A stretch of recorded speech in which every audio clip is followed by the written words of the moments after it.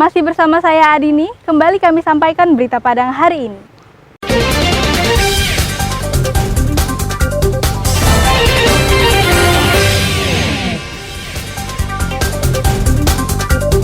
Minat masyarakat menjadi anggota kelompok penyelenggara pemungutan suara membludak.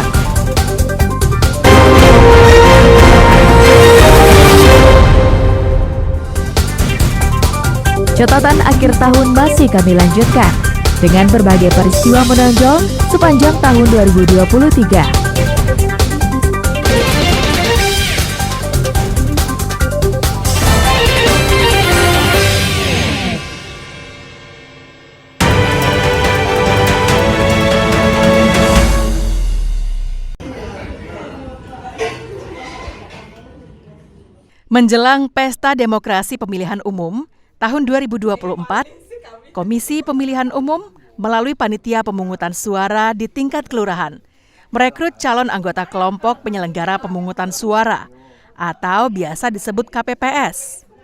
Tingginya minat warga untuk mengikuti seleksi KPPS mengakibatkan jumlah peserta melebihi batas, sehingga anggota PPS terpaksa harus melaksanakan tes wawancara untuk melakukan seleksi lanjutan. Seperti yang terjadi di Kelurahan Aur Tajungkang, Tangah Sawah pada Selasa sore. Panitia Pemungutan Suara Kelurahan Aur Tajungkang, Tangah Sawah dibantu Panitia Pemilihan Kecamatan Guguk Panjang melakukan tes wawancara terhadap 186 calon anggota KPPS yang telah lulus seleksi administrasi. Tes wawancara dilakukan karena jumlah peserta yang mendaftar melebihi target yang dibutuhkan, yaitu 154 petugas. Ketua KPPS Kelurahan ATTS, Barul Ulum menyampaikan bahwa minat masyarakat untuk menjadi KPPS meningkat dari pelaksanaan tahun-tahun sebelumnya. Untuk itu, dilakukan tes wawancara yang materinya berkaitan dengan pemilu dan pesta demokrasi. Sudah mendaftar 189 orang yang mendaftar, yang dibutuhkan 154. Jadi dan alhamdulillah itu sebagai bentuk apresiasi masyarakat yang besar untuk menjadi penyelenggara pemilu sebagai KPPS. Banyaknya pemilih, otomatis kami harus melakukan klarifikasi kualitas dari KPPS nanti yang akan kami terima. Salah satu alasan peserta untuk mengikuti seleksi penerimaan KPPS di kelurahan adalah ingin terlibat aktif pada pesta demokrasi. Karena ingin aktif menyelenggarakan pesta rakyat ya, pesta demokrasi. Ini udah berapa kali ikut ya Kak? Yang keempat. Ini apa bedanya dari yang sebelumnya Kak? Apakah ada peningkatan antusias masyarakat yang ikut atau bagaimana? Kelihatannya kalau yang sekarang lebih banyak daripada yang sebelumnya. Tingginya minat masyarakat untuk menjadi panitia pelaksana pemilihan umum diharapkan memotivasi generasi muda untuk terlibat aktif mengawal pesta demokrasi. Dengan demikian, pemilu bisa berjalan dengan jujur dan adil, serta mendorong partisipasi masyarakat menyalurkan hak pilihnya pada tanggal 14 Februari 2024 mendatang. Dina Amrina melaporkan dari Bukit Tinggi. Makasih ya.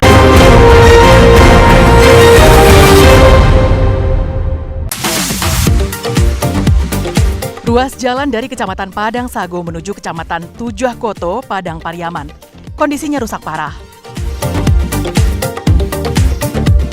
Di sepanjang jalan, lubang-lubang menganga. Kondisi seperti ini sudah terjadi selama belasan tahun. Warga yang kecewa menanam pohon pisang pada jalan itu. Aksi ini sebagai ungkapan kekecewaan mereka terhadap pemerintah Padang Pariaman yang tak peduli dengan kondisi jalan yang rusak. Selain itu, batang pisang juga sebagai peringatan bagi pengendara untuk berhati-hati melewatinya. Meski telah berulang kali dilaporkan ke pemerintah kabupaten, namun hingga saat ini, laporan masyarakat tersebut tak pernah digubris oleh Bupati Padang Pariaman.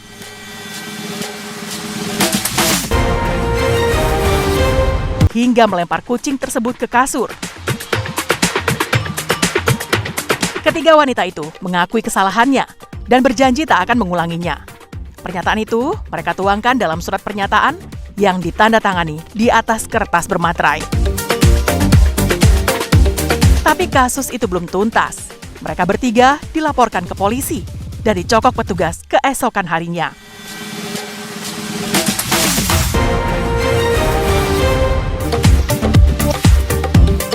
Penggusuran puluhan lapak pedagang kaki lima di kawasan wisata Pantai Cimpago, Kecamatan Padang Barat, Kota Padang, berlangsung ricuh.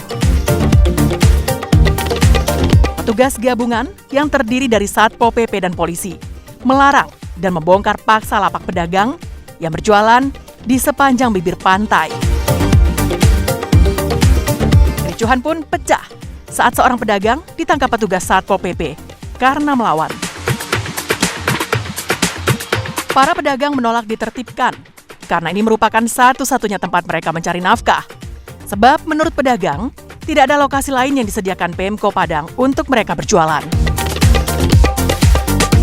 Pemko Padang sendiri melarang mereka berjualan karena keberadaannya merusak keindahan.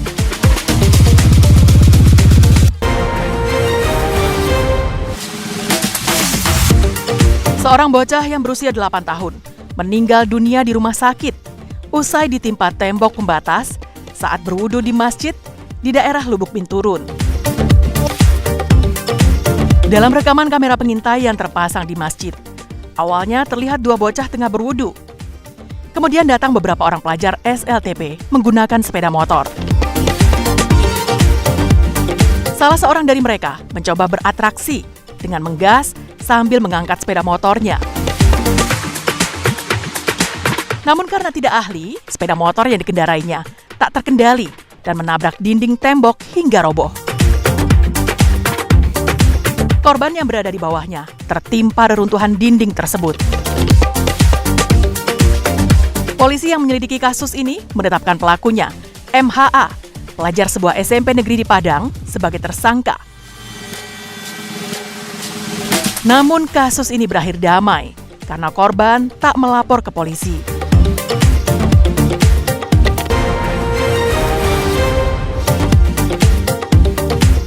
Demi mengikuti asesmen nasional berbasis komputer, pelajar di SMP Negeri 4 Tiga Lurah, Kabupaten Solo, harus rela mendaki bukit setinggi 200 meter.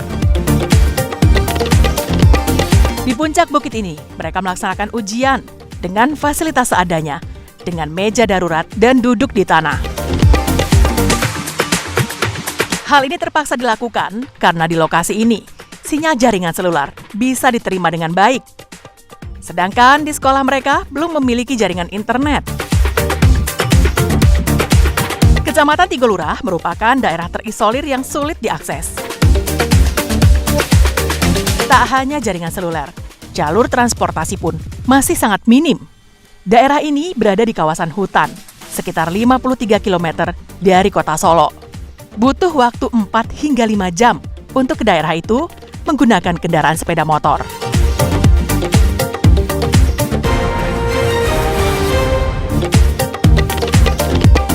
Pembangunan jalan tol di Padang Pariaman kembali menuai persoalan. Sejumlah warga yang mengaku pemilik tanah memblokade akses keluar masuk jalan tersebut. Warga yang mengaku sebagai pemilik tanah di kawasan Gerbang Tarok City tersebut menuntut hak mereka yang belum dibayarkan oleh Pemda. Menurutnya, tanah seluas 3.000 meter persegi belum diganti rugi. Namun hal itu dibantah oleh pihak Pemda Padang Pariaman.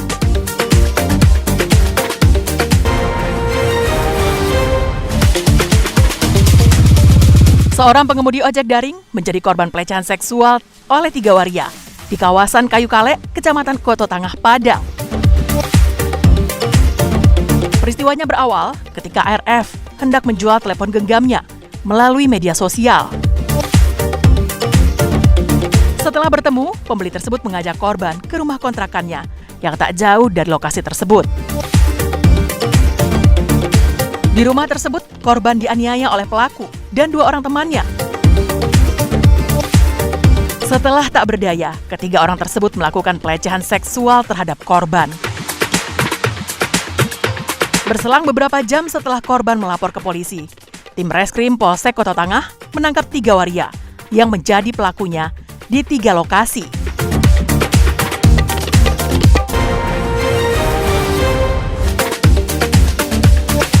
Seorang bayi laki-laki yang masih berumur 5 bulan di pesisir selatan alami kejadian langka. Bayi pasangan suami istri di Kampung Limau Sundai, Nagari Ampekoto Hilia, Batangkapas tersebut diduga mengandung janin bayi di dalam perutnya. Awalnya, bayi yang diberi nama Adnan ini mengalami pembengkakan pada perutnya saat berumur 1 bulan. Lalu orang tuanya membawanya berobat ke bidan dan dukun kampung. Tidak kunjung membaik. Anak itu dibawa ke Rumah Sakit MZen di Painan untuk diperiksa. Menurut dokter radiologi Tuti Handayani, Adnan memiliki kelainan yang langka terjadi yang disebut fetus in fetu. Di dalam tubuhnya hidup dan berkembang janin bayi yang semula adalah kembarannya.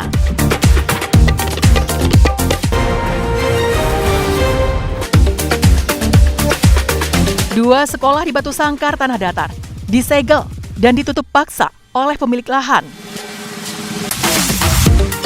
Gerbang masuk kedua sekolah itu, yakni SMP 2 Batu Sangkar dan SD 20 Baringin, disegel dengan gembok. Pemilik lahan menyegel karena pemerintah Tanah Datar ingin mensertifikasikan tanah sekolah itu tanpa meminta izin kepada mereka. Tanah itu sendiri merupakan hibah keluarga pemilik lahan kepada pemerintah Kabupaten Tanah Datar. Akibat penutupan ini, ratusan siswa dipindahkan sementara belajar ke gedung perpustakaan daerah dengan kondisi seadanya. Sebagian lainnya dipulangkan karena keterbatasan tempat proses belajar mengajar. Kejadian serupa bukan kali pertama terjadi. Beberapa tahun silam, kedua sekolah itu juga pernah disegel oleh pemilik lahan.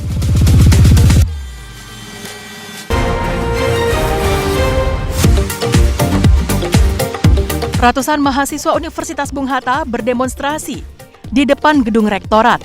Mereka menuntut 3 hal, yakni pembayaran uang kuliah tunggal sesuai kesepakatan awal, tenaga pengajar yang tidak profesional, dan kurangnya fasilitas kampus. Aksi itu juga diwarnai kericuhan yang menyebabkan kaca-kaca jendela gedung rektorat pecah. Mengantisipasi kondisi yang tidak kondusif, Polresta Padang mengerahkan ratusan personil ke lokasi. Dikawal polisi, pihak rektorat bersama utusan mahasiswa akhirnya melakukan mediasi.